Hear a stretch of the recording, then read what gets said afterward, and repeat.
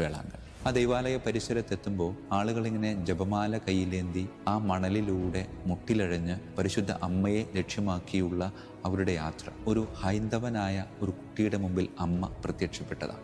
ആ അമ്മ ആ ബാലൻ്റെ കയ്യിൽ നിന്ന് ഈ പാല് വാങ്ങി ഈ കുഞ്ഞിന് സന്തോഷത്തോട് കൊടുക്കാം.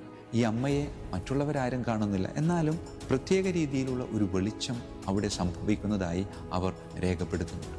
അവൻ്റെ കാലിന് മുടന്താണ്. അപ്പം അമ്മ അവനോട് പറയുന്നുണ്ട്, നീ ഇരിക്കുന്നിടത്ത് നിന്ന് എഴുന്നേൽക്ക്. അവൻ അമ്മയോട് പറയുന്നുണ്ട്, അമ്മ എനിക്ക് എഴുന്നേൽക്കാൻ പറ്റത്തില്ല.